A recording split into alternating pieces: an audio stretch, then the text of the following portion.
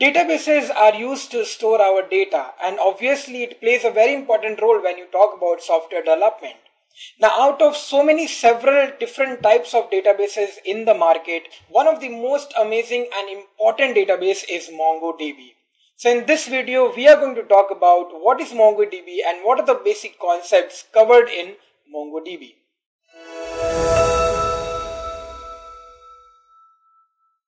Before we get started, I want to introduce you to Great Learning Academy, a free initiative by Great Learning. You can access over 200 plus courses with 1000 plus hours of free content on trending high demand domains absolutely free. Register now to complete the course and get your free certificate of completion. Check out the link in the description of the video below. If you haven't subscribed to our channel yet, I want to request you to hit the subscribe button and turn on the notifications bell so that you don't miss out on any new updates or video releases from Great Learning. If you enjoyed this video, show us some love and like this video. Knowledge increases by sharing, so make sure you share this video with your friends and colleagues. Make sure to comment on the video, any queries or suggestions, and I will respond to your comments.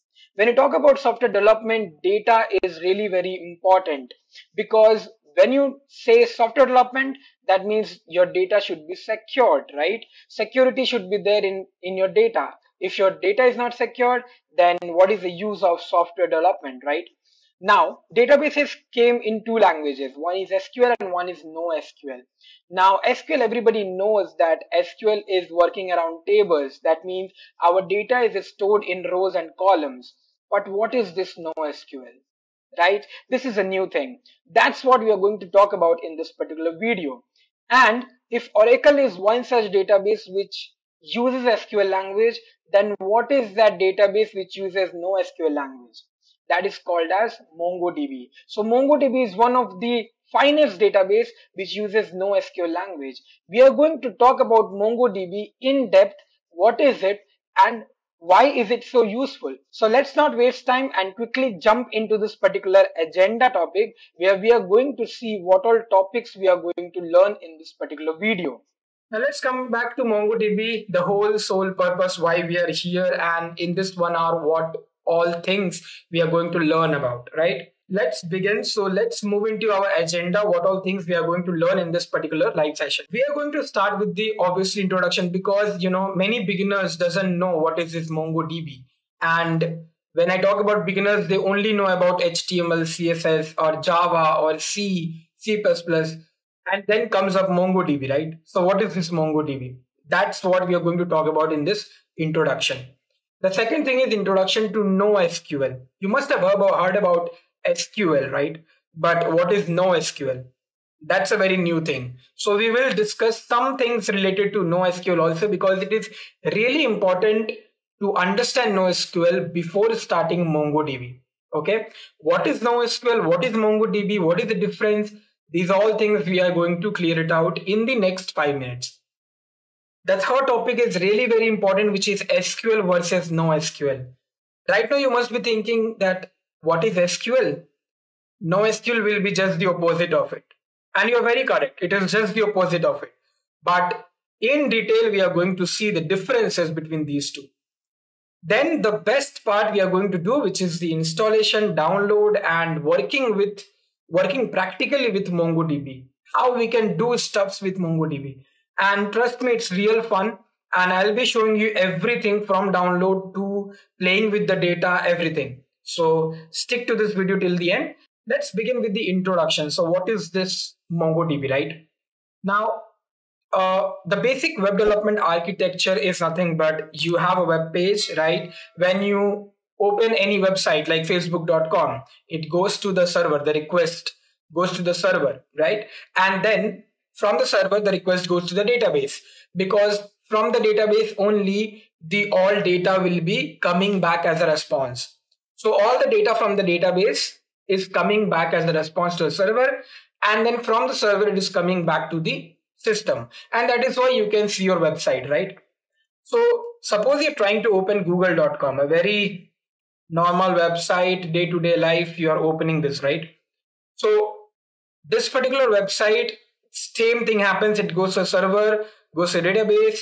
The same google.com page will come from the database to the server and then to the system, right? Now, when we talk about the www.google.com, we are basically talking about what? We are talking about the front end languages. Okay. Because front end is what? Front end is something which you can see it from your eyes. The www.google.com, whatever things you can see, the Google logo, the search bar, those all things are nothing but made up of front end languages like HTML, CSS, JavaScript, these stuffs. Right?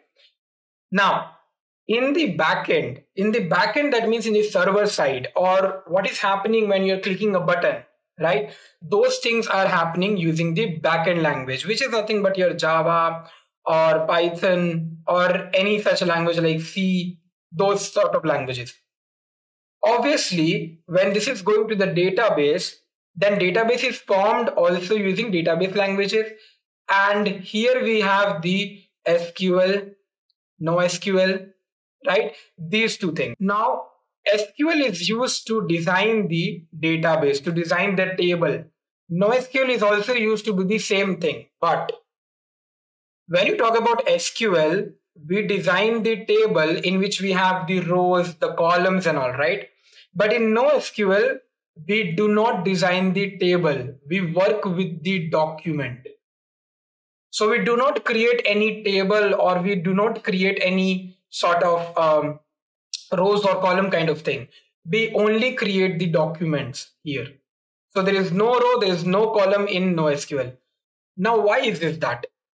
Why is it that we don't create any table? That's what is our important point, and we are going to discuss it in the next topic. But right now, you must have understood that where is MongoDB coming? MongoDB is coming in NoSQL. Like for SQL, we have some languages. Let it be Oracle. We have MySQL, right? So for NoSQL, we have MongoDB. Okay. We have lots more. We will see what are those. Okay. So in this particular session, now we understood that we are not going to talk about any front-end language. We are not going to talk about any backend language. We are going to talk about the DBMS, database management system, right? Most probably RDBMS. Okay. Now, a database management system provides the mechanism to store and retrieve the data. That we all know that any data will be stored in the database. If you want to retrieve that, you can use databases to do that. There are different kinds of database management system. We have RDBMS, we have OLAP, and we have NoSQL, which is not only SQL. Okay. So these three are the different kinds of database management system in the market. Okay. In this particular session, we are going to talk about the NoSQL, because here where the MongoDB comes into picture. Okay. So we have understood till here. Okay. Now let's jump and understand what is this hype for NoSQL. Now we have 3 points, and we are going to understand these 3 points very clearly, because these are the limitations of RDBMS. That means drawbacks. Now what are drawbacks? See, there must be some mistakes from RDBMS. That is why NoSQL came into picture, right? RDBMS is what? RDBMS is following the SQL language. Why there is a need of NoSQL? Because there are some drawbacks of RDBMS. That is why NoSQL came into picture. Now, what are these drawbacks? Let's read one by one. In relational database, we need to define its structure and schema of data first. Structure and schema means before processing the data, we need to create the table, right? And then only we can process the data. That is what it is saying, that we need to define the structure and schema of the data first. Correct? This is one drawback of RDBMS. Second one, RDBMS provides consistency and integrity of data by enforcing ACID property. If you know DBMS, you must be knowing about ACID property, which is atomicity, consistency, isolation, durability. RDBMS follows this. Now, for the people who doesn't know what is database and who are very new to SQL also, then guys, for you in our video description, we have some links. You can click on those links and you can go to those tutorials where you can learn what is SQL.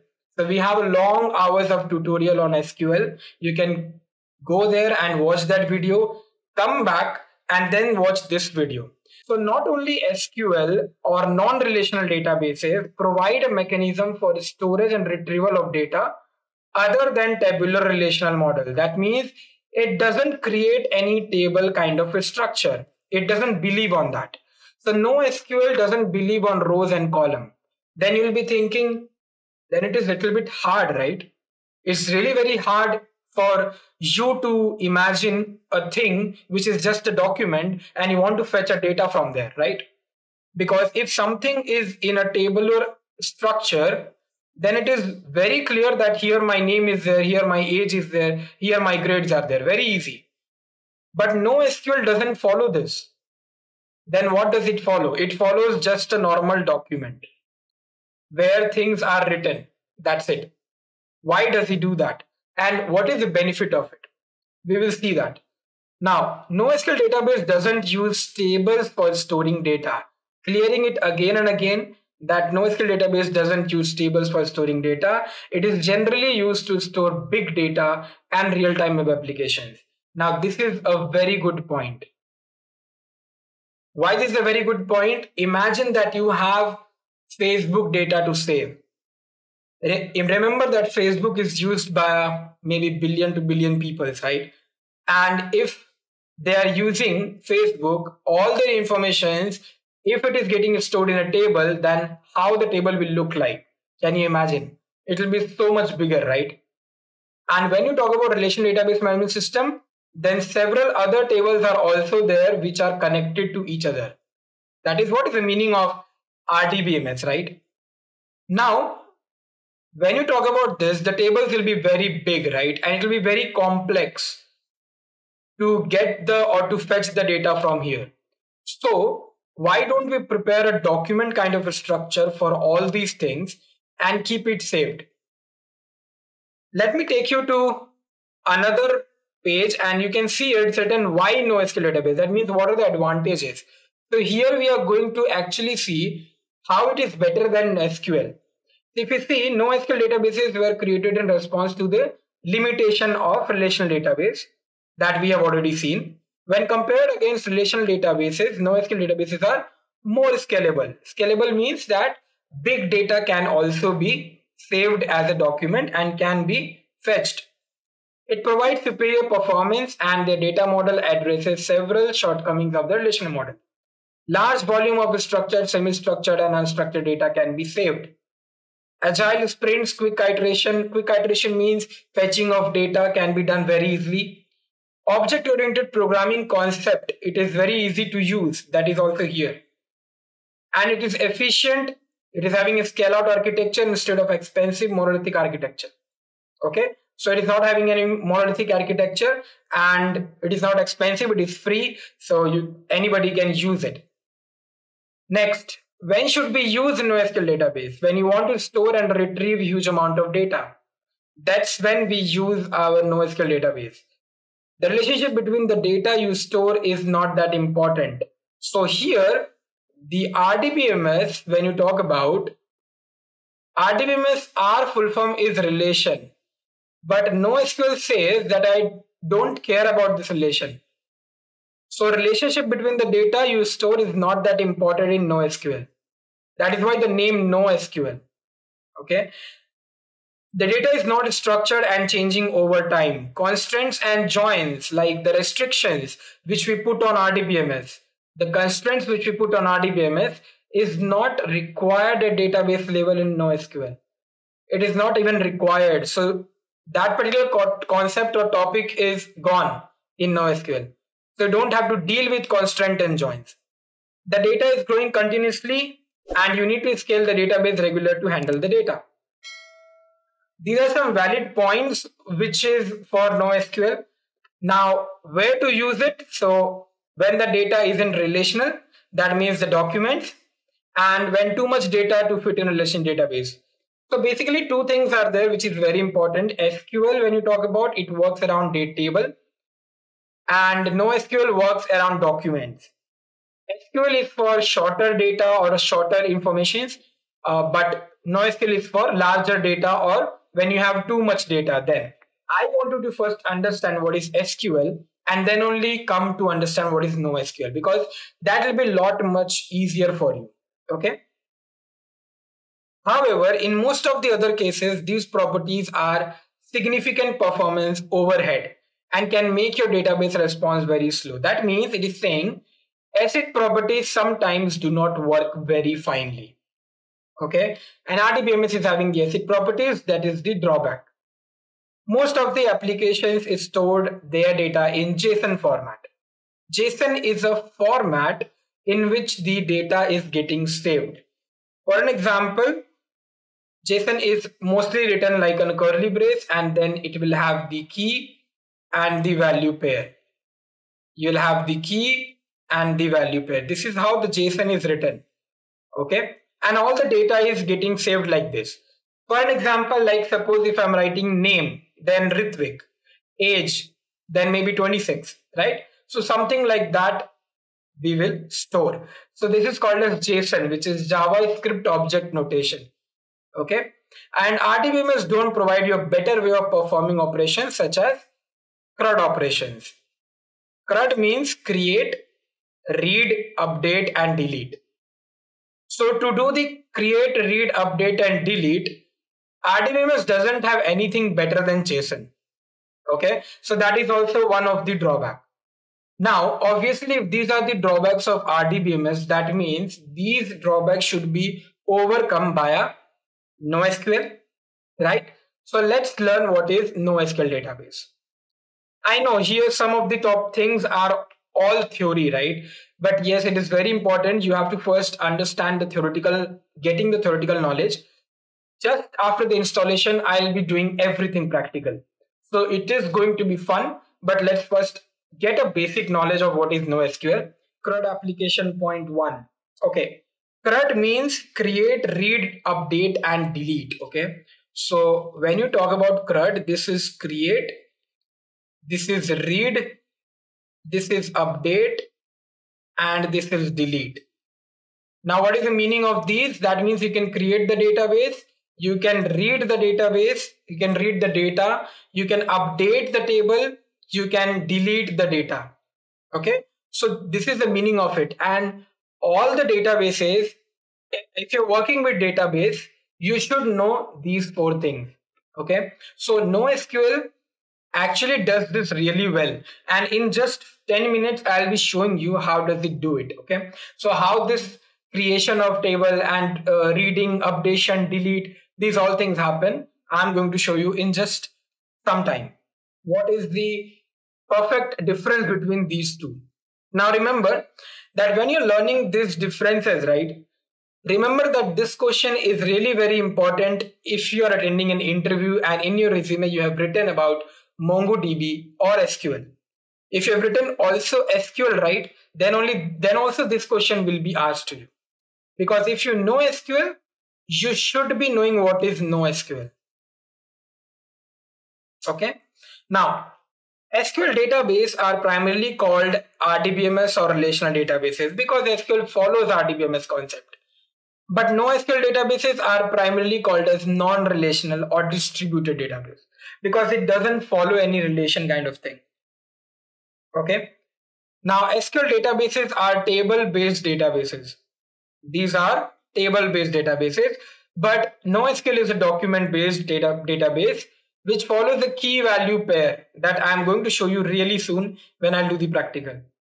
MySQL uses SQL to query database, right? It uses SQL language, but MongoDB uses BSON to query database. What is BSON? Like JSON, we have BSON. Okay. Now, what is this JSON? JSON, I told you that it's a kind of a type format which comes like a key value pair. The same thing happens to BSON, but in BSON, the full form is bytes JSON.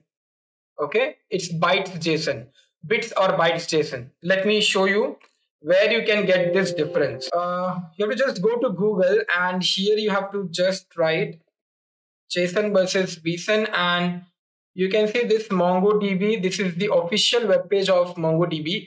And if you look here here's the difference between JSON and BSON, and they have given it really nicely. What is it? So if you see here, JSON and BSON are close cousins as they're nearly identical names.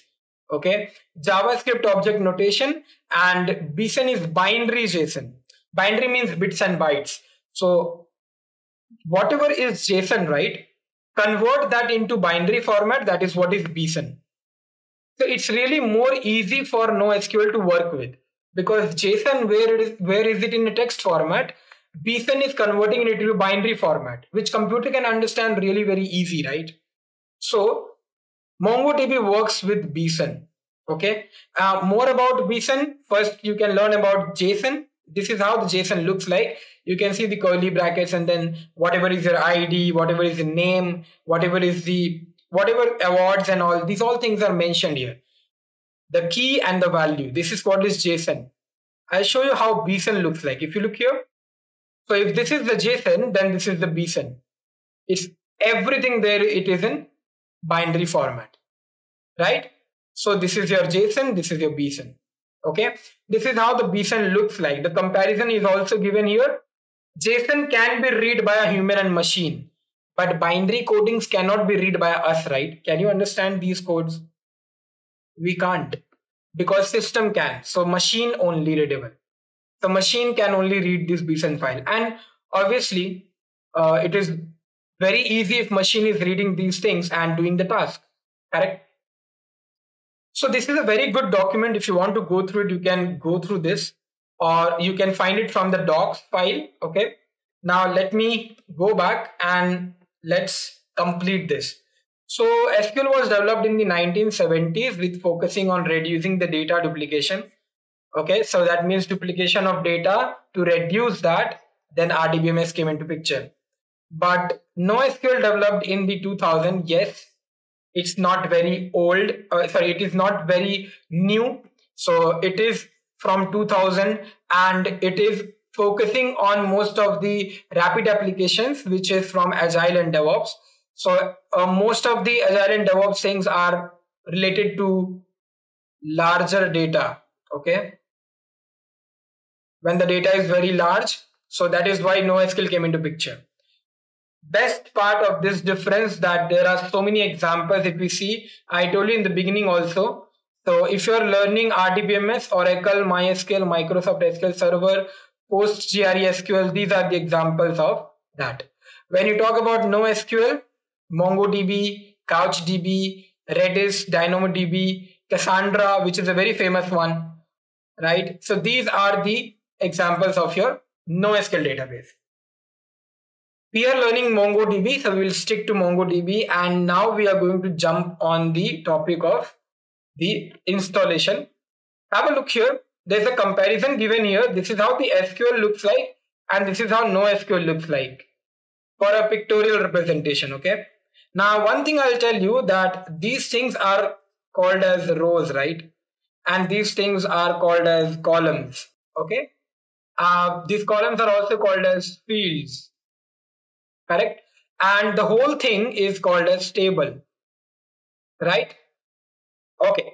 Now, this is when I'm talking about SQL, right? When you talk about SQL, we have this kind of table in which columns comes as fields, then the table is called as table, and the rows are there, right?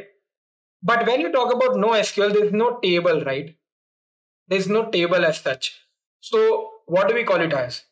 The whole thing is called as collection. Okay, the whole thing is called as collection. Now what is next? If you look here, these small things, these data, these are called as documents. Remember this, because in the practical we are going to do this in the same manner. So the whole thing, this whole thing is called as collection. Then we have the documents. Documents means these data. Okay, and so this is what is your collection and documents. We'll learn some more keywords when we'll move next. Let's first go to the installation and install this particular MongoDB file. So if you look here, right now we are in our MongoDB website. Okay, you have to go to software, and in the software you have to click on community server. Okay, when you click on community server, you will find this link, okay, which is saying version 4.4.4 and platform is Windows, package is MSI. You can choose whatever system you have and you can choose whatever version you want, but I'm downloading the current one, the latest one. So, and also the package, if you want it in zip format, you can do that, but I'll be using the Microsoft Service Installer, so software installer. So this is in .exe file, so I'm going to download that. Okay, once you click on download, the download will start. Right now I'm going to pause it because I have already downloaded it. So let me open that and let me show you how to install it. So if I go to my downloads, here is my MongoDB. Okay, let me click on next and accept the terms in the license agreement. Next, this is how you need to install. So you have to click on complete. Once you click on complete, you can see here nothing you have to change. These are the data directory where the data will be saved. So just remember that. You can see your program files MongoDB server. That's it. Click on next. Nothing you have to do. And here you can see install MongoDB Compass. If you want to work with Compass, if you want to research about it, you want to work with it, you can tick on that. If not, you can leave that. Only one difference will come, that it will, if you will tick that, it will install Compass for you. If you don't want it, it will not. When you are installing MongoDB Compass, it will take much longer time. So I am just skipping this for now. I'll click on next and I'll click on install. You will get a pop-up of yes. Okay, and then the installation will be continued. Now let it install and then I'll show you what you have to do. So you can see this setup is done, finish. So my MongoDB is now installed. So what I have to do now? Now basically I'll go to my folder and I'll go to my C drive. Okay, in the C drive I'll go to program files. Program files I have to search for MongoDB and I can find it here. Here is the server folder, here is 4.4. I'll go to the bin and in the bin you can see my mongo.exe, mongod.exe, mongos.exe. 3 files are there. Okay, we need only mongo.exe, so it's perfect. This is there, right? Now, how to begin with, how we can start working with it. First of all, if you look at this particular path, right, this path is really very important for you in the beginning when you're starting your journey for MongoDB. So this path, what I will prefer you to do, I want you to copy this and keep it somewhere. Like what I have done, I have kept it here. You can see, I'll just show you in this mode. So you can see here this path, the same path I have just copied and pasted here, and I have written mongo.exe in that. What is the meaning of that? Let me show you. So what we will do is we will open the command prompt because MongoDB will be starting from here only, and I will be pasting this particular path here. Okay, after pasting the path, I'll be writing here mongod.exe. Okay, once you write mongod.exe and once you hit enter, you can see it is saying that program is not recognized as an internal or external command. Does it mean that I have not installed my Mongo? No, it doesn't mean that. The only thing is that you have to put a double quote and inside the double quote you have to do the same. Okay, this is kind of a syntax of MongoDB. So once you do that, you just hit enter, and as you can see, these all files are from the MongoD and it is getting executed. One more thing, let me show you the version, which version we have downloaded. You have to just write /version and you can see here that database I have installed this MongoD, right? MongoD means Mongo database. So version 4.4.4. If you want to install or if you want to start up the shell, MongoDB shell means the command line. Okay, MongoDB has its own integrated shell. So what we can do, obviously we have to put the double quote. Let me put it like this and let me remove the D from here. So as you can see, I've written mongo.exe. Okay, and now I'll be hit enter. 1 second. Okay, so you can see here now it is written MongoDB shell version 4.4. Upper it was written MongoDB version, so that was the database. But now I have already installed the shell also. So now it is ready to go and I can open my MongoDB and I can start coding. Okay, I can start creating my databases. Again, you can see here, these all informations are in JSON format, JSON, right? These all are in JSON format, the key and the value. So everything in MongoDB will be in JSON format that you need not have to worry about. Now what I'm going to do here is I am going to write here mongo.exe. Okay, and now if you can see, there is no error coming and it is saying that you are welcome to MongoDB. This is the cell version. This is the cell. Once you see this angular bracket here, that means now you are in your shell. Okay. Now, by default, what all databases are present here, let me show you that. So what I'll do clear screen first because there are so many things written, and I'll be writing the command show dbs. Okay, I'm writing show dbs, show databases.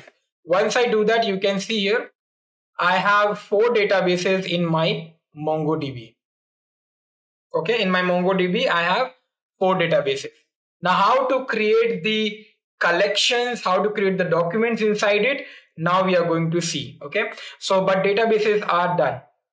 Okay, now let's say that I am pressing Control C. Once I do Control C, it says bye. That means it is saying, you know, you have been out from the MongoDB. So I can close this. Now let's say that I want to open MongoDB again. I want to work on it again. So what I have to do? I've opened command prompt and I want to work with MongoDB again. So what I should do? I have to again put this. I have to again put the path. That means I have to again go to the folder. I have to again copy this whole thing. I have to again come back. I have to paste it. I have to write here and then mongo.exe. It's a very big thing, right? I can't do it again and again, right? If you see here. So I don't want this. This is very clumsy and this is very chaotic, right? So what I want to do is I want to just write Mongo and things will be done, right? I want to do such kind of thing. One more thing I want to show, if you want to quit, you can quit directly from here also. This is now quit. And suppose if I write only Mongo. So you can see it is saying Mongo is not recognized as an internal external command.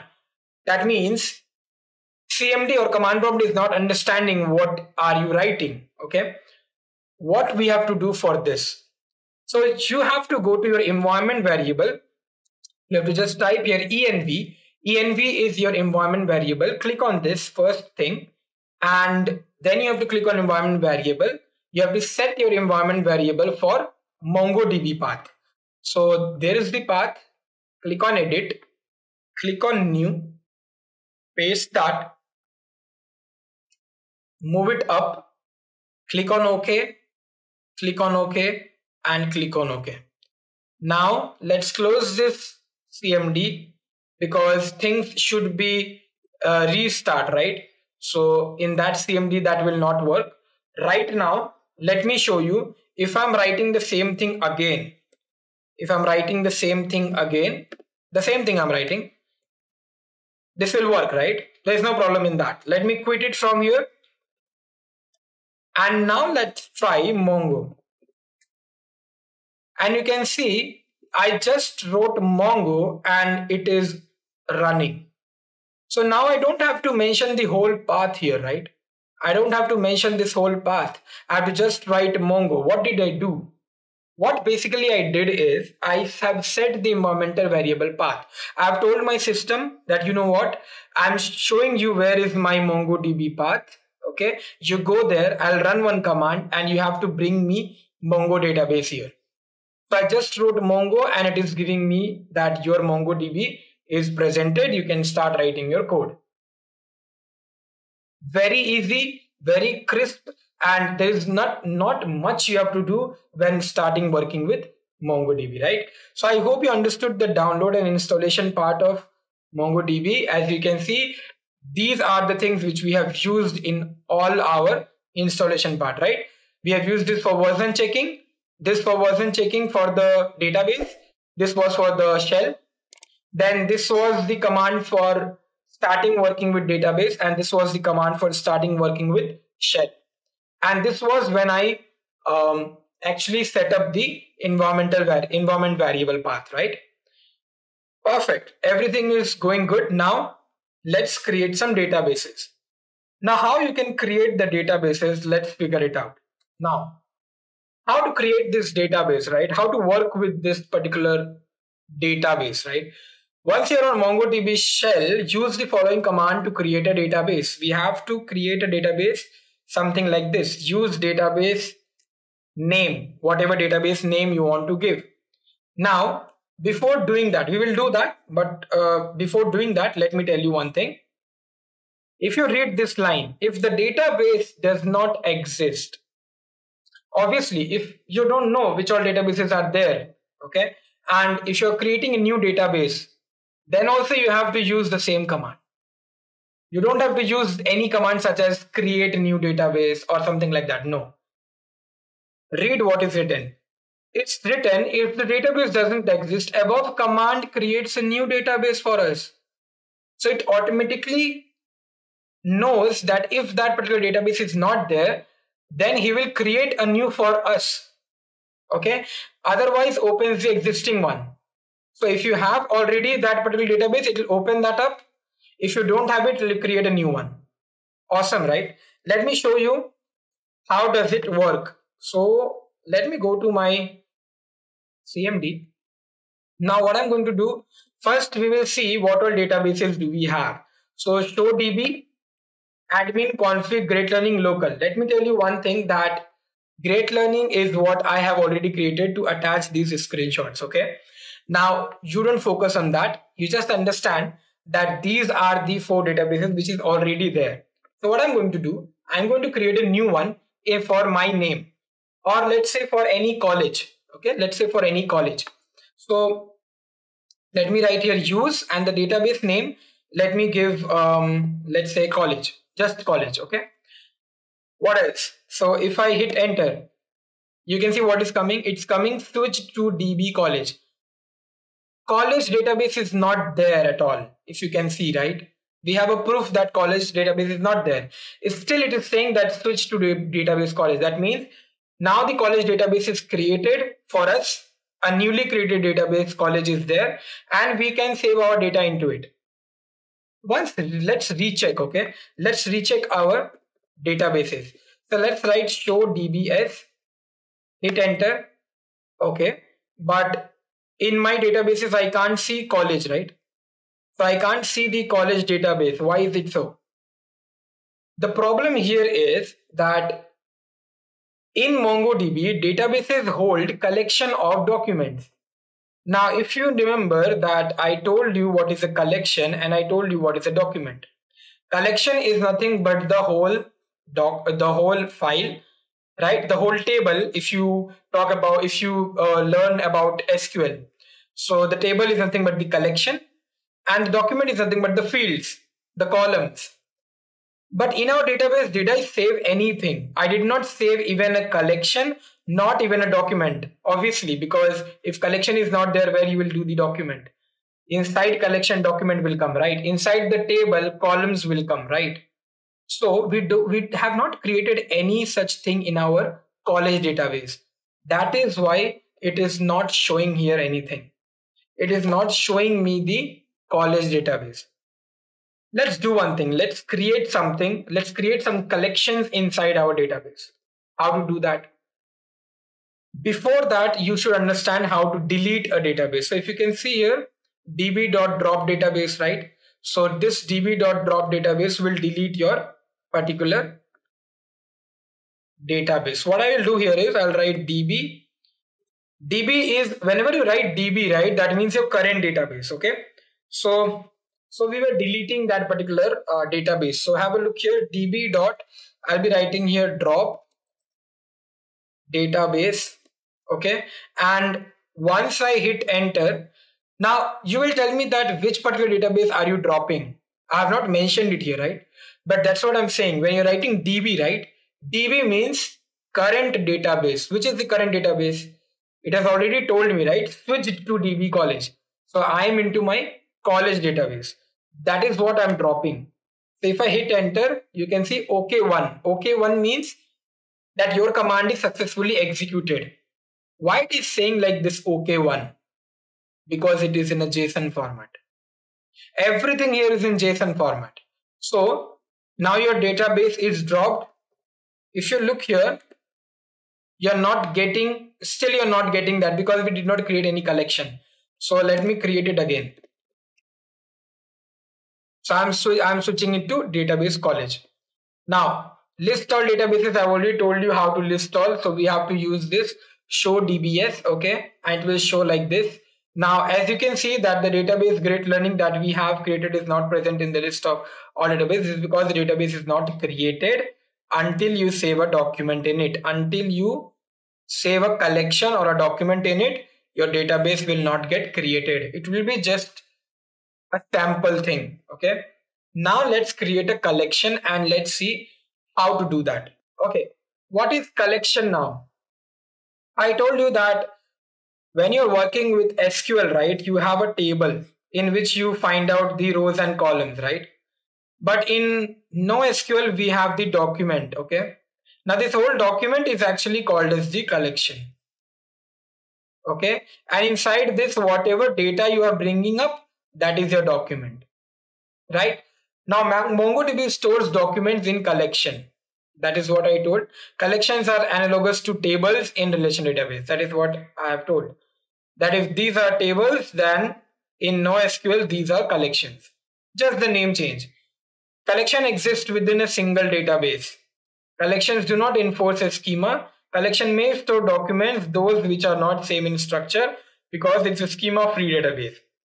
Okay, what is schema-free database? That means you don't have constraints. You don't have something like rows and column because you're working with NoSQL. So collection may store documents, those which are not same in structure. So it can have as many documents as you want, and it should not be same as it is in the structure.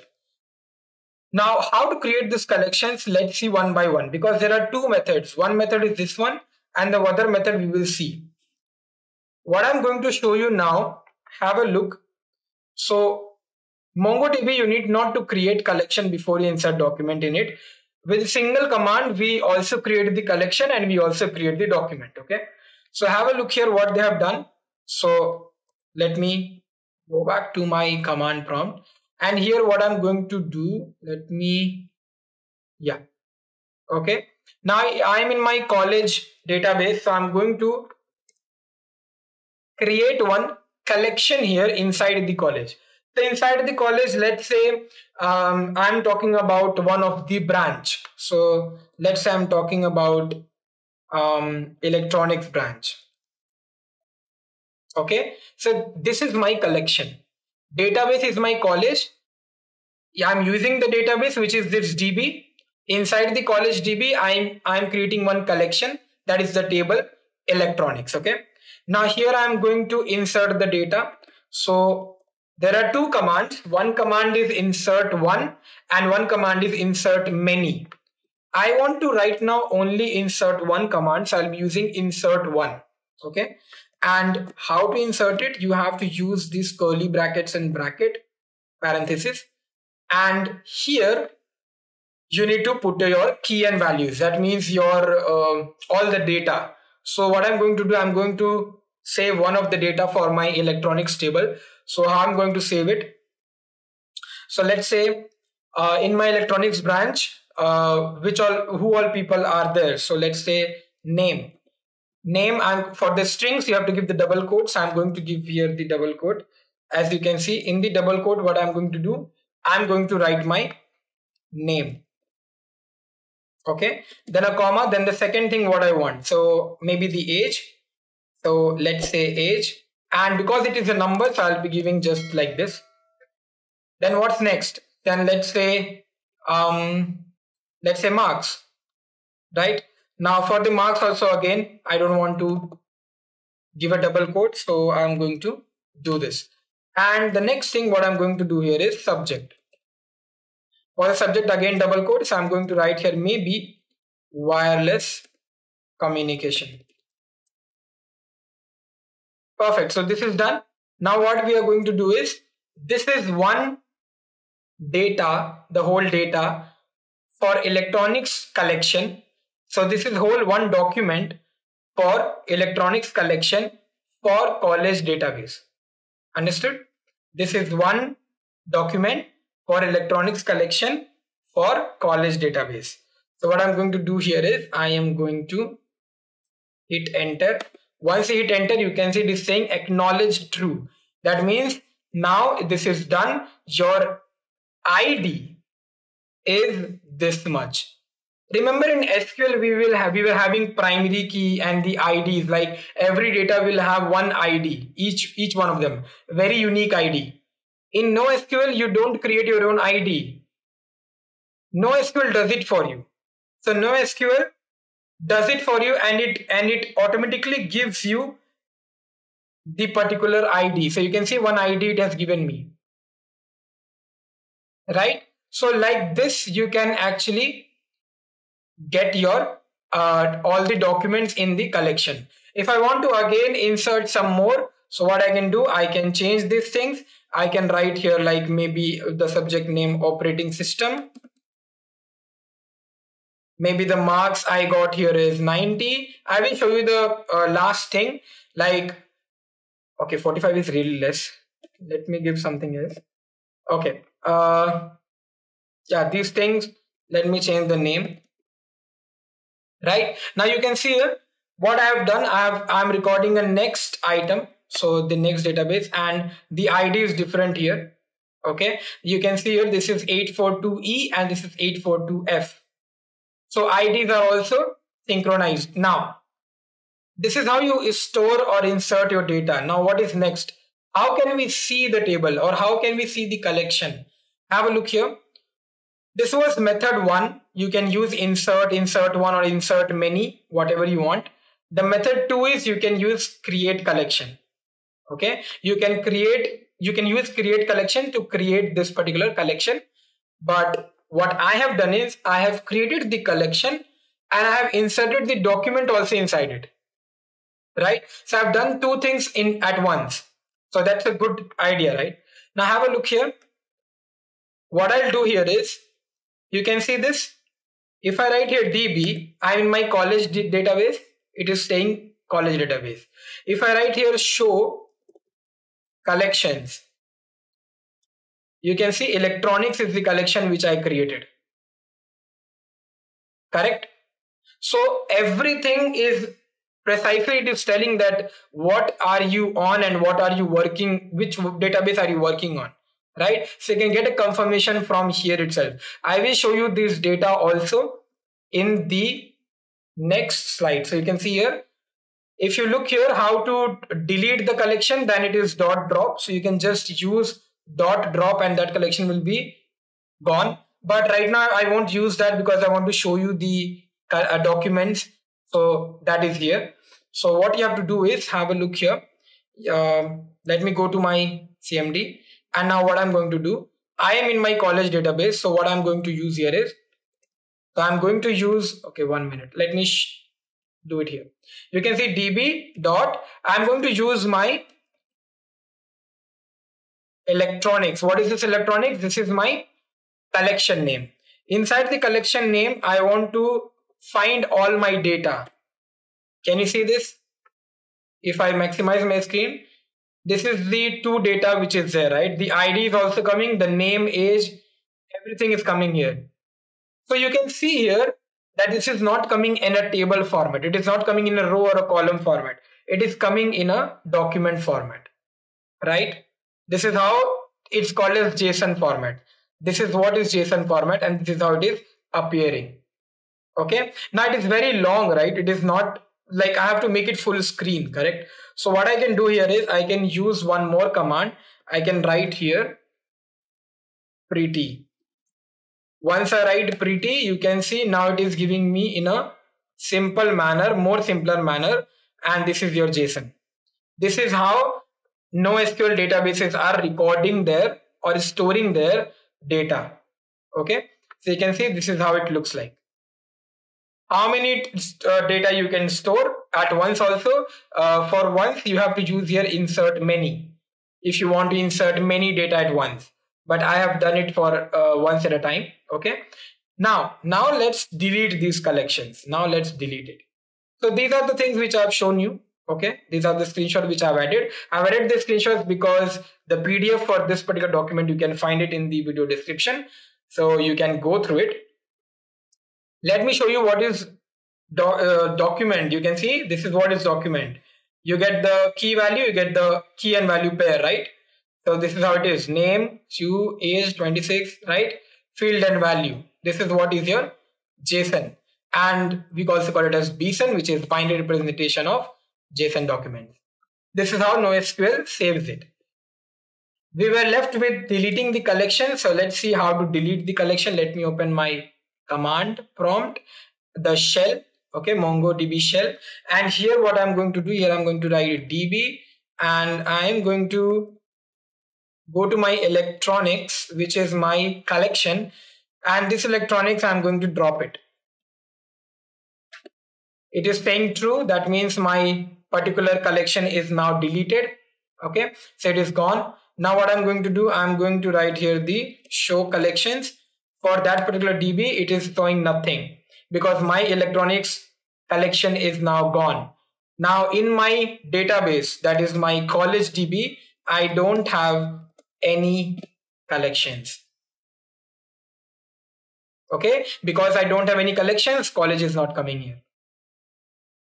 Okay, so this is what is your whole practical and theoretical knowledge about MongoDB. See, these are very basic and very easy to do. It's really fun because you are working on command line. So it's really very fun when you're just writing some small commands and you're looking into something which, you know, it's coming very clearly, right? So small commands are there. You have to just remember those commands and you'll be done with it. So now that we have already seen how we can create the databases and how we can create the collections, now let's do some operations in one of the database and let's see how we can read or update or delete something from our databases, right? That led us to the new topic, which is nothing but CRUD operations. So we are going to see the 4 operations which you can see here. CRUD means, the C means create, R means read, Q means update and D means delete.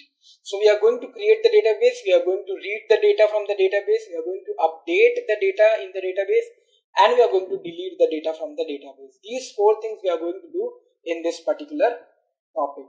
So let's come back and let's open our CMD. In our CMD, let's start our Mongo and let's continue with the practical. So now we are in our Mongo and let's clear the screen and now let's create our database. So we'll go to show DBS. Now these are the 3 which is default DBSs, and now we'll create our own DBS. So let's take an example that if I create a database of Great Learning, okay. Now Great Learning is, you know that Great Learning is having one free initiative which is Great Learning Academy, right, where you get free courses. So why not we create a collection, that's a table of Great Learning Academy, right? And in the data, we'll put all these data like data science, machine learning, all these data we'll keep it. If you're not understanding, let me make it simple for you. So right now what I will use Great Learning Academy. Now I know that database is not there, but MongoDB will create one for me. So it's going to create one for me. So the database is created. Now what I'm going to do is I'm going to see that right now which database is getting used. So this is the Great Learning database which is used. Now I'm going to go to my database and I'm going to create a Great Learning Academy collection, which is the table. Inside this I want to insert one data. So first of all I'm just inserting one of the data. Later on I'll insert some 3-4 data and I'll show you how to do that. So right now what I'll do, I will start writing and giving some of the data here. So let's say the first name. So let's say that here you have the data science, right? So I'm going to write here data science. The next we have is nothing but, let's say, you know, when you click on data science, so how many number of courses do you have? So let's say number of courses. So here number of courses, let's say something like this, and the number is 22. Let's say 22 courses are available in data science. Now type means in which type it should come. So let's say it should come in data and IT. Okay, and the last one, let's say active. So whether it is that particular courses are active or not. So yes, it is active. So what I'm going to write here is true. Okay, now only 4 data I have kept here. Now let's close this, right? And let's hit enter. Now if you see, so I'm getting the object ID and I'm getting acknowledged true. Let's see whether my particular database, not database, actually the collection is having this data or not. So I'm going to remove this whole thing, right? And what I'm going to write, I'm going to write here find, right? So I've created one table, that means one collection. After creating, I'm reading the data, right? So create and read, you must have understood. So this is creation and this is reading. So it is reading and it is saying me that GLA, which is the collection, is having only one data, which is this ID, name, number of codes, type and active, right? So this is the only data which I have, only one data which I have in GLA. Let's put some more. Now remember that I have used insert one here, right? Insert one command. Let's see how we can use insert many command and how we can insert a number of other details in this particular GLA table or collection. So now I won't be repeating the word table because table is also used in SQL. So I'm going to use only the word collection every time. You must be now familiarized with collection and document wordings, right? So remember to use these words now. Okay, so now I'm going to use here db.gla and I'm going to use here insert and then many. Now in insert many, what I have to do, I have to put down the number of different data, right? So we put a square bracket and then we put a curly bracket. Now inside this curly bracket, we'll put the data. So it will look something like this. Okay, let's say I want to put these many data, that is these 3. Okay, now what I'm going to do, I'm going to click here, I'm going to write something here, okay, inside this. So let's go back to this particular part and let's say name. Now inside name, the next one, let's say IT and software. Okay, so I'm going to write here IT and software, correct? Now what I'm going to do, so IT and software is my name. Next is number of courses. So let's say number of courses. Let's say in this number of courses I have is 26. Okay, then type. So in which type it should come? So let's say it should come in IT, just IT, correct? And then what I'm going to do, I'm going to write active. In active, I'm going to place true. Okay, so this is my one data. Now I have to do the another data, so I have to again go here, again I have to write name, and here I'm going to give the name as, let's say, machine learning. So like that, you have to keep on putting down the data. So I'm going to write here number of courses. Number of courses, let's say I'm giving here 15, and in the type, let's say I'm giving data and IT. Okay, now what I'm going to do, let's say here active, which is also true. Okay, so this is my second data which is completed. Now I'm going to write the third one. So name, and here I'm going to write, let's say, a smaller name. So let's say big data, and here I'm going to write again the same thing. So number of courses, here I'm going to give, let's say, 20, and then the next thing is type. In type, I'm going to give here data, and in the last one, which is active, I'm going to again mention true, right? So all the data are now kept, and if I hit enter, there's a missing, you can see there's a missing curly bracket which is coming here, right, after property list. So there is some error in my code. Let's see. Now if you see here, db.gla.insert many, and then I have one bracket, then I have one square bracket, then the curly bracket. After the curly bracket, this curly bracket should close here. It is closing. Okay. This is also closing. Just check. So there was one error which was coming here, which is this double quotes. If you see, this is the double quote which was missing, and once I kept that and I hit enter, so now all the three object IDs for different values are created. Now what I'm going to do, I'm going to just see that is it giving me all my 4 data. So if you can see here, it is giving me all my 4 data. So inside GLA table or inside GLA collection, we have these 4 data which I have kept, right? So name is data science, ID software, machine learning, big data, number of courses, type and active, right?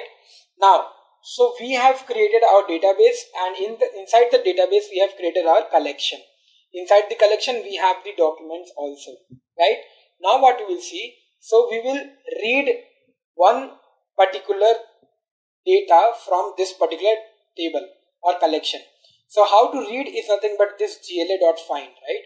Now this is very complex, right? If you have a larger number of collections, then this particular thing you have to scroll down, right? And you have to keep scrolling. So what I'll do is, we can write here pretty, which I've already told you. So once you write pretty and hit enter, so this is how it is coming now, right? So now this is better to look upon, because now we can clearly observe that we have these 4 data, right? With different object IDs, correct? Now what we are going to do is, so now suppose I want to find only one data whose name is data science, okay? Suppose I want to find only that particular data. So how to do that? Like in SQL, you must have understood the queries, right? How do we write a query? So here what I'm going to do, I want to find only that data which is having the name data science, or which is having the name machine learning. So how to write that? Firstly DB, and inside that DB which particular collection? GLA. Now here I'm going to write find, and inside the find I'm going to mention that which particular name I want to find out. So let's say I'm going to write here machine learning. Okay. Now I have written machine learning, and what I'm going to do, I'm going to close these things. Now if you see, machine learning name is not exactly the same. The L is small here and the L is capital here. Let's hit enter. And if you see here, it is doing nothing, right? So it is not being able to find that particular machine learning in my data. So what I'm going to do now, I'm going to write this, and you can see it has given me the particular data, that particular data which is having the name as machine learning. So which particular data you want, you can mention that, and once you write the code, you will get that particular thing. Okay. Now what I'm going to do, let's say I want to make it in a pretty way. So I'm going to write here pretty, and this is how it looks like. So now let's say what I want is, I don't want the whole data. I want only this particular column which is name machine learning. I want only this particular thing. Then what I have to do? So from this particular data, I want only the name section to be displayed. So what I can write here? So here what we will do is, gla.find machine learning dot pretty will be the same thing, okay? But here I am going to include something extra, which is nothing but, we will give a comma and we will give the curly brackets. Here we are going to write name, and inside the name I am going to give 1. What is the value 1? That means I want only the name to be displayed. Only that particular name to be displayed. I don't want anything else to be displayed. And I want it in a pretty format. So I'm going to hit. Okay, so there is one error. Let's see what's the error. Okay, so the error is that I have closed my bracket here. This bracket is getting closed already here, so I don't have to close that. These things you have to notice and do it correctly. So don't do any mistakes when you're closing anything. Now let's hit enter. And once you hit enter, you can see you are getting only the name. But you will say, sir, I'm also getting the ID. Now understand, when you're writing this particular code, right, the MongoDB says that whatever you want, I'm going to give it, but I will give it with ID also. So I'm going to display the ID also. Okay.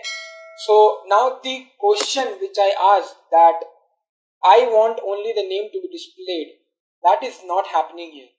With name my ID is also coming, right? So how can we sort this? How we can actually make it clear that only name should be displayed? Remember I said that when you write name equal to 1, that means only the name will be displayed, and if you write 0, then name will not be displayed, right? It's like a boolean thing, true and false. What I'm going to do here is I'm going to make underscore ID, and this ID I'm going to give 0 because I don't want them to display the ID. And now it is not displaying me the ID, it is just displaying me the name, which is machine learning. So this is how you can actually find that particular data which you want, and from that data which particular column do you want to display. That particular things you can do from these kind of codings. So till now we have learned how to create the database, right? And then we have also seen how to create the collection. Inside the collection, how we can use the command which is insert one and insert many. After that, we have seen how we can find the whole data. So this is the whole data, right? How we can make it pretty using the pretty method. And after that, we have seen that if I want to find only one data, how we can do that. And inside one data, how we can find only one column, that also we have seen, right? Now next what we'll do is, now suppose I am writing that I want all the data, all the documents which is having the active true. Now if you know, my all data is having active true, right? So let's do one thing, let's write that. So what I'm going to do here is, I am going to only find active true data. Okay, so I'm going to write active true. I don't want to mention anything else. I'm going to just write here pretty, so that my data will be printed in a pretty manner, and that's it.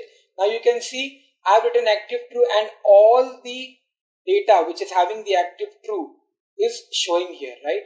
So obviously because my all the data has active true, that is what it is showing. If any one of I have kept it as active false, that particular thing will not be able to show it. Okay.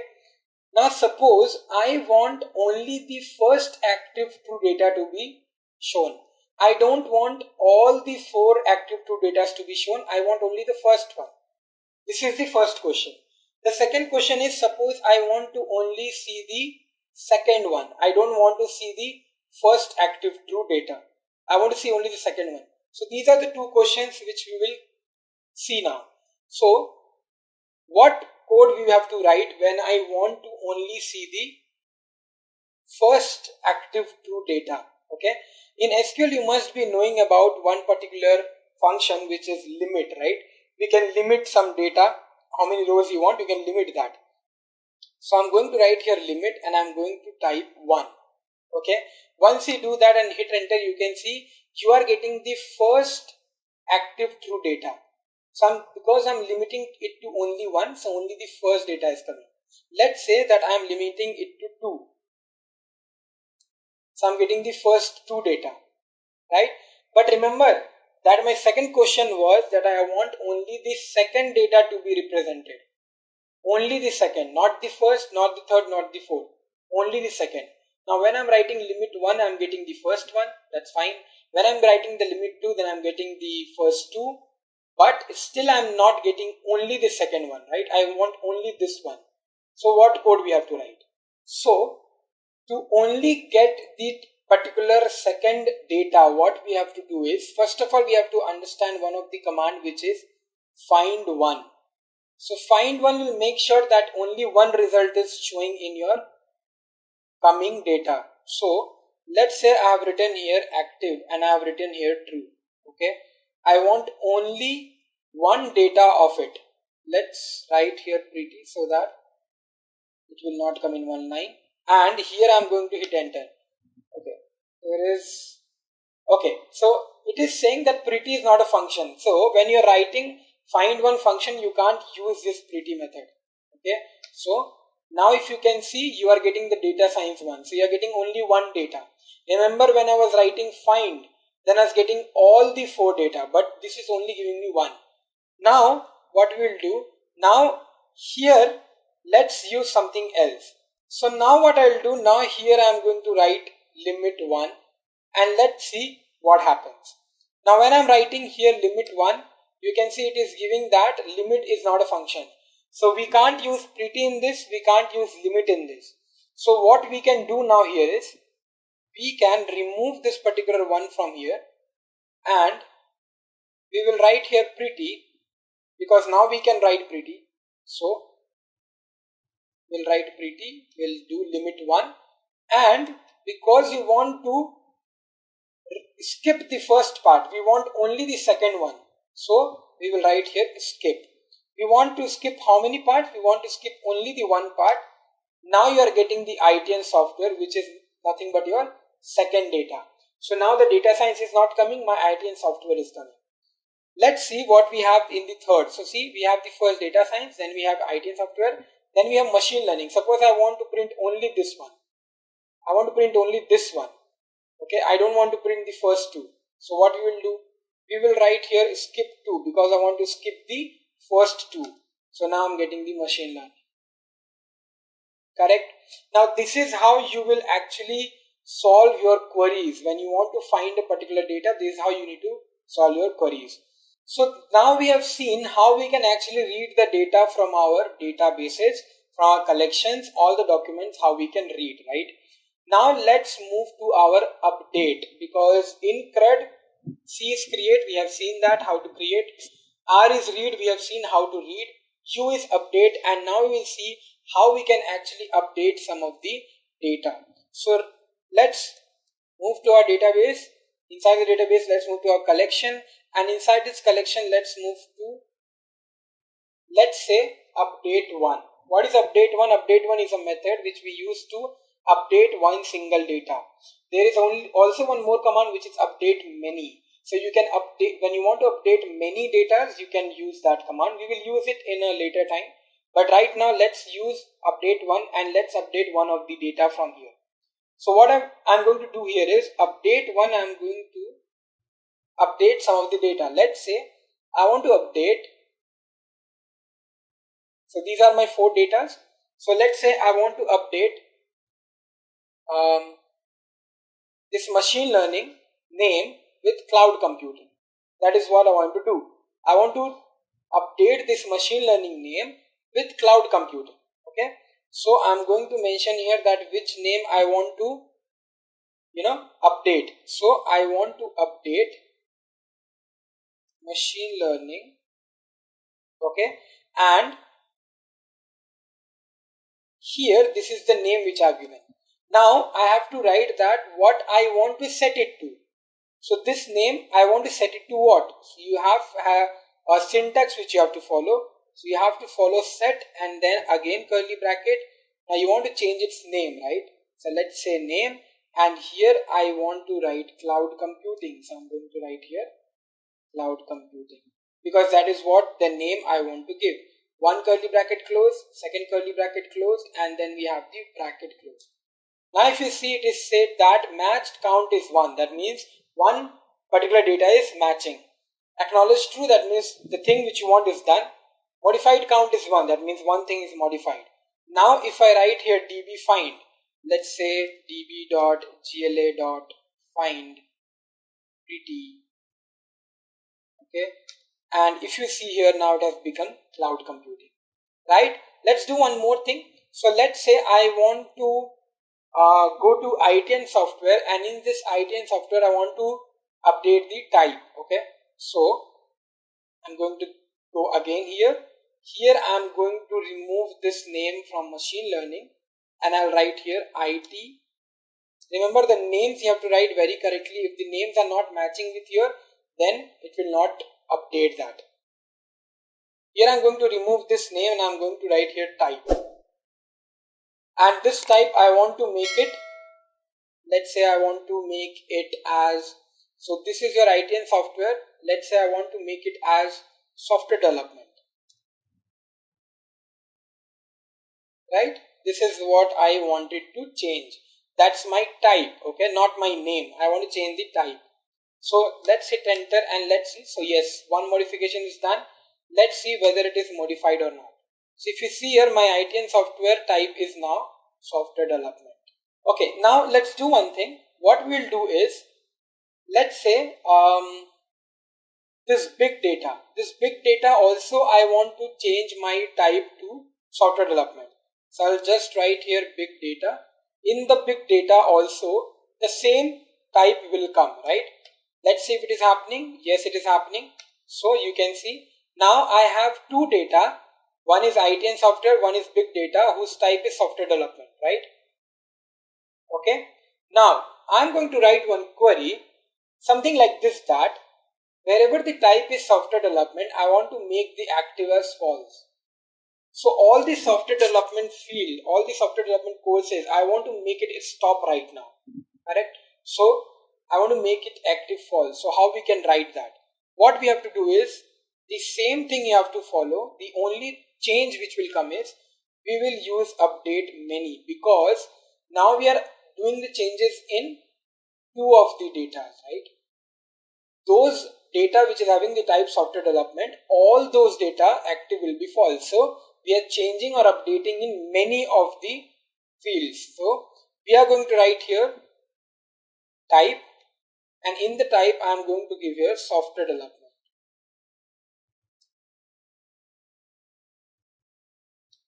Now this is how I have written. Okay, so this type, and then I am going to mention the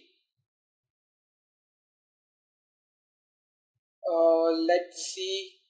Okay, so obviously the curly bracket will get closed, and then we are going to set it. So set, here I'm going to give the colon, right? And then we are going to put the type, not type, let's say active, and this active I want to give here false.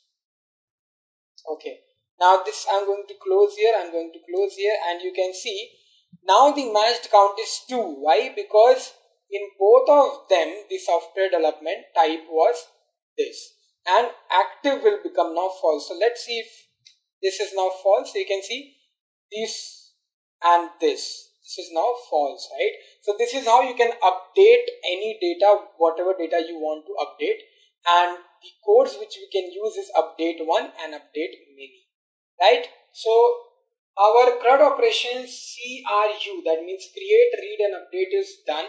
Now we are going to see the D part, which is the delete. Now we want to delete some of the data from here. So what we'll do, let's see what syntax we have. So we'll go to our database, we are going to our collection, and inside the collection what we are going to do, we are going to use one of the command which is delete many, because I want to delete many data, so I'm using delete many. And from delete many, what I'm going to delete is, I'm going to delete the type, which is nothing but your software development. So I'm going to write here software development. Let's say I want to delete this particular data. If I hit enter, you can see now deleted count is 2. Why? Because my two data are having type software development, correct? So I'm removing both of them. Now it is removed. So what I'm going to do, I'm going to see whether it is deleted or not. Now if you can see, both my type data are deleted. So both my type software development data are deleted, correct? Okay, now what I'm going to do, let's see if I write here, let's say I'm going to write here name, right? In the name, what I'm going to do, I'm going to write here, let's say data science. Okay, now if you can observe, the data science is only the one document, right? So I'm going to mention here 1, because I don't want to delete many. Now name data science, if I hit enter, deleted count is 1. If you look in the table, you have only one data left, which is your cloud computing one.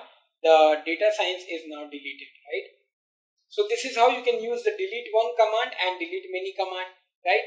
And now what we will do, we will delete the whole database, or we will also try to delete the collection. Let's see how we can do that. So how we can remove all the data or all the collections, we have to just mention here empty list. So we don't want to write anything here, and here I am going to mention many.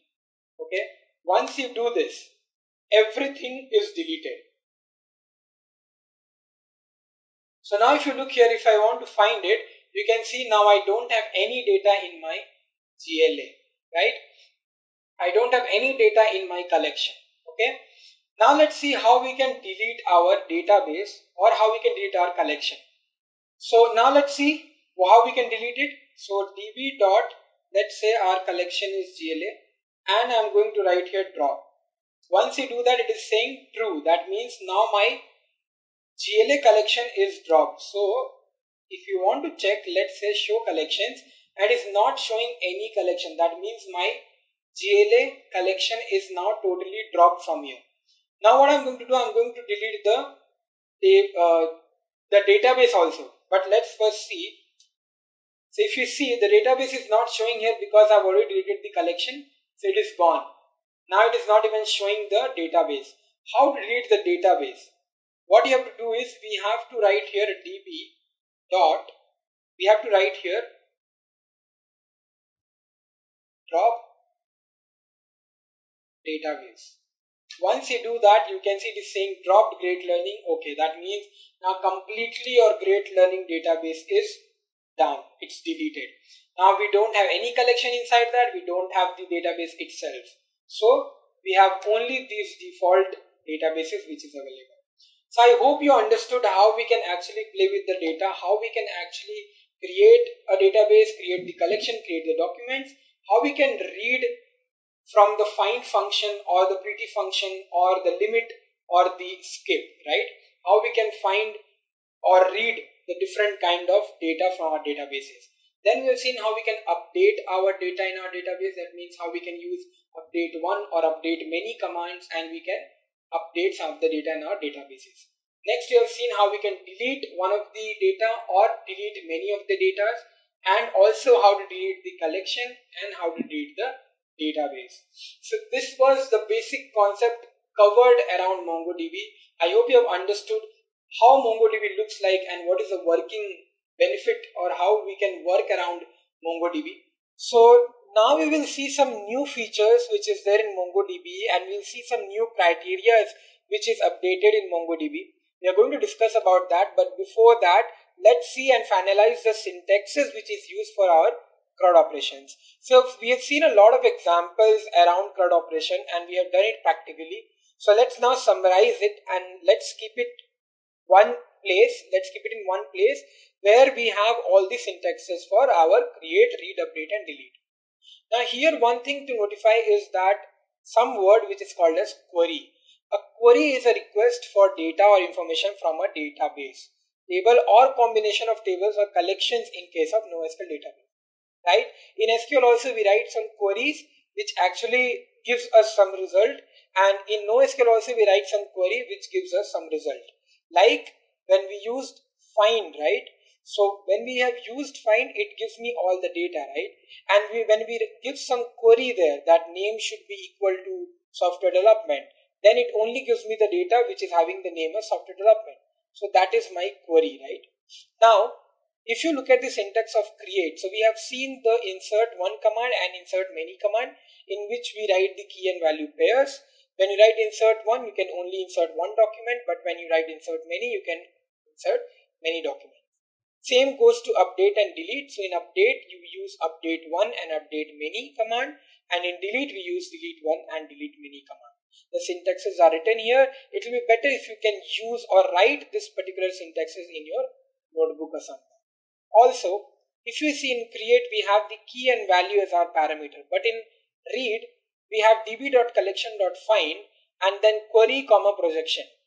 Now, whenever you want to find one particular data, we write the query. Query means which particular data you want to be displayed, and projection is from which collection you want to project it, right? So we have seen so many examples of this, right? Now, the update also is having two parameters, which is filter and update.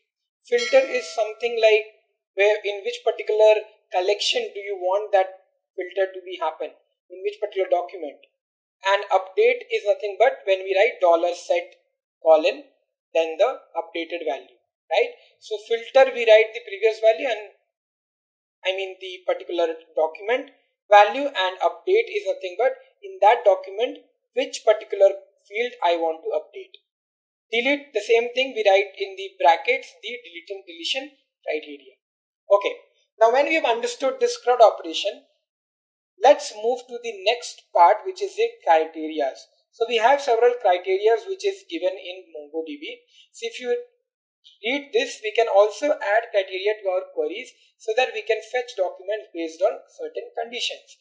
Instead of fetching all the documents from collection, we can fetch selected documents on a criteria. Now there are some criteria which you can see here, like the operations, which is equality, then less than equal, greater than equals, and not equals. We have these criteria. Also we have two more criteria, which is and or. We will see all these criteria and some examples based on this, and we'll understand how it should be worked. Now the syntax is really very easy. So when you want to compare two things, then we don't use any sort of symbols. We directly write it. So if you want to find a particular document where the city is Bangalore, then we write find city Bangalore. This example I have already explained you, and in a very good manner, so you must knowing about this. So the second one is nothing but the less than. Now in less than, what we have to do, we have to use $LT, which is nothing but the less than. So we write a certain value here, and if in our documents, if any value is less than that value, the given value, then all those documents will be displayed.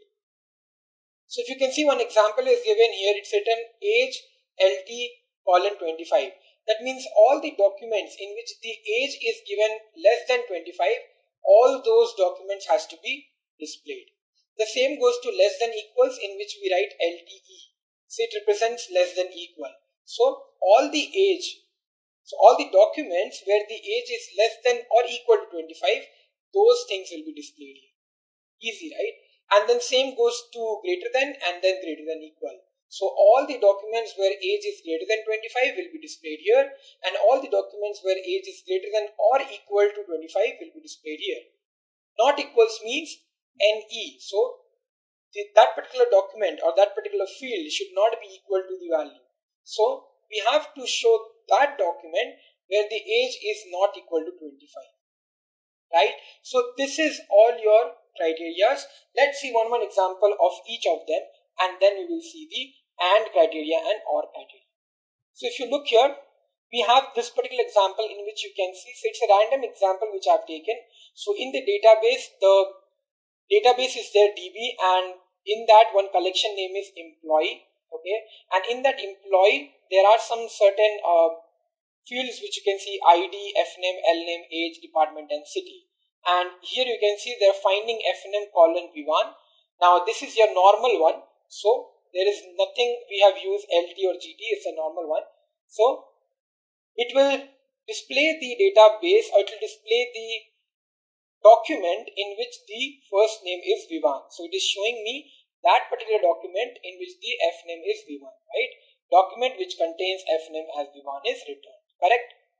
Now if you look at this particular example, so in this one we have one particular code which says db.employee.find city Bangalore. So I want those particular documents in which the city is Bangalore. So all the employees who are living in the city Bangalore, all of those employees' details will be displayed. So city Bangalore, here also we have city Bangalore, and here also we have city Bangalore. So document containing city as Bangalore is returned, right? Okay. Now let's move to the next one, and that is our greater than criteria.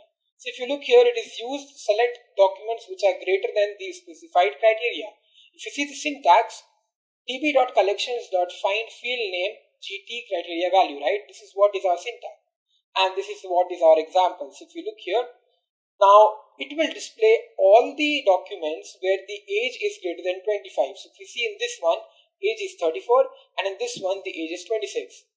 So it is showing me all the documents in which the age is greater than 25, and it's written here document with the age greater than 25 are returned. Easy, right? Now let's see what is less than. So it's just one thing which we need to change, which is here we have to make our GT as LT. Now here they have written the basic salary should be less than 12,000. So let's see, in this the basic salary is 10,000, and in this the basic salary is again 10,000. So these two salaries are less than 12,000. That is why these two documents are displayed. So documents with the basic salary less than 12,000 is getting displayed here. Easy, right? Now next one is not equal to criteria. So that means in this one, if I'm writing that city is not equal to Bangalore, then all the other documents where the city is not Bangalore will be displayed. Here the city is Mumbai, here the city is Mysore, and here the city is Mysore. So none of the document is having city equal to Bangalore, right? So all the documents which is not having the city is equal to Bangalore will be displayed, and that's what is happening. So document with the city other than Bangalore is returned. Okay.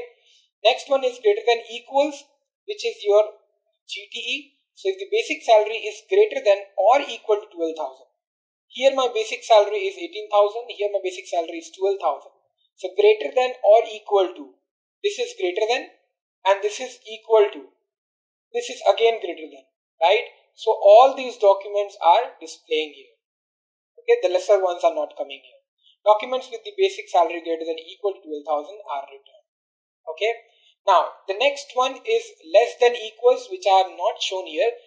It's purposely I've done because I want you guys to practice it. So I want you guys to please create a database and the collection, create some documents inside it. Try to put as many documents as you want, as many fields as you want, F name, L name, age, whatever you want to put, you can put, and then try to write a code for less than equals and see if it is working, right? Now let's move to our next criteria, which is AND. Now in the AND criteria, what is it? So we all know that what is AND, right? So we have two things. We have AND and OR. So let's see what does it say. It says db. If you see the example, db.employee.find, and then it's written AND, right? And in the AND it's written basic salary should be 20,000 and city should be Bangalore. When both these particular conditions are matching, those particular documents they need to display. So AND means when both the conditions are true, then your answer is also true, right? So if you see here, basic salary is also 20,000 and city is also Bangalore. This is the only document which is satisfying both the conditions, and that is why it is bringing and displaying me this particular document. Documents with the basic salary 20,000 and city Bangalore are returned, right? So AND means when both your conditions are true, then that result should be shown. This is a syntax and it's really easy to write. Now let's move to the next one, which is the OR criteria. So when we come to OR criteria, you can see the syntax is very simple. It's just that we have to replace our AND with OR and everything else is same. Now what is here? So there are again two conditions. One is basic salary 20,000 and one is city Bangalore. But here both the conditions should not match. That means even if one is true, then please show it. So either this can be true and the other one can be false, or this can be false or this can be true. Right? So OR means either one of the conditions should be true and should display me the output. So if you look at this particular screenshot, now here if you see, let me remove these things, and now if you see basic salary is 15,000 but city is Bangalore, right? So this is matching here. Basic salary is 20,000, this is also matching here and city is also matching here. Basic salary is 10,000, which is not matching, but city is matching, right? So either of this condition, one of them is matching, right? From either of this condition is matching, correct? So all those documents in which this case is happening is getting displayed here. That is the meaning of OR, right? Now documents with basic salary 20,000 or city Bangalore are returned. Now let's move to a very good example of AND OR together. What if I'm using the AND operator also and the OR operator also? Then what happens? So if you see at this example, we have written find and then we have written basic salary should be greater than equal to 12,000, right? So the basic salary should be greater than or equal to 12,000. So I should get all those documents which is having the basic salary greater than 12,000 or equal to 12,000. Also, there is one situation in which we have written the OR operator. city should be Bangalore, or the age should be greater than or equal to 22. So there are so many conditions here, right? So we need to check very carefully which particular document should be displayed. Now if you look at this first one, we have the age 34, and here it says age should be greater than or equal to 22, which satisfy my condition, right? City is Bangalore, this is also satisfying my condition, and the basic salary is greater than 12,000. This is also satisfying my condition. So this document is correctly displayed. Second one, if you see the age is 26, perfect, because age is 22 given here and it is finding greater than. So 26 is greater than 22. Basic salary is greater than 12,000, which is also fine. City is Mumbai, which works because here it is giving OR operator. That means either of this condition should be true. So even if the city is not Bangalore, but the age is greater than 22, it's fine. That those documents can also be displayed. The next one is age 25, and it perfectly fits here because age is 22 and 25 is greater than 22. About basic salary, if you can see, it is still greater than 12,000, which is 20,000, so it works. And city is also Bangalore, so this document is also perfect to be here. So all those documents which is getting displayed here are satisfying these three conditions, right? Now this is how you can actually use your and or together in your code. Now it's also written here, document with basic salary greater or than or equal to 12,000 and city as Bangalore or age greater than or equal to 22 are returned, right? So I hope you understood this particular criteria, whatever we have seen. You understood how this MongoDB works and what are the basic concepts that MongoDB is depending on. Now I believe that you will try to download and install Mongo and try to use it. So be ready with all the new commands which you want to use in your MongoDB whenever you are learning MongoDB, and try to use those commands and try to create some databases, try to play with those data, and you'll be good with it. Now let's revise what all things we have covered in this particular tutorial. So in these 2 hours we have seen from the starting the introduction of MongoDB and the download and installation. We have seen how MongoDB works, what is the difference between SQL and NoSQL, and why SQL, what is the limitations of SQL, what is the limitation of RDBMS, and why this NoSQL came into picture, what is the benefit of using NoSQL, right? We have also seen a complete difference between SQL and NoSQL, right?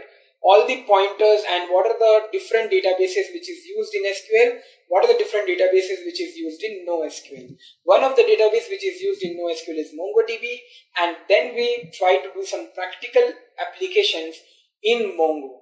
So we first downloaded and then we installed and then we started with the commands, we created the database, we created the collection, we created the documents, and then we started playing with the data. We tried to update, try to delete, try to read the data, and that's it. So I hope you like this particular course, the tutorial, and I believe that you'll start working on it. So time being, thank you so much for watching this video. I'll meet you really soon.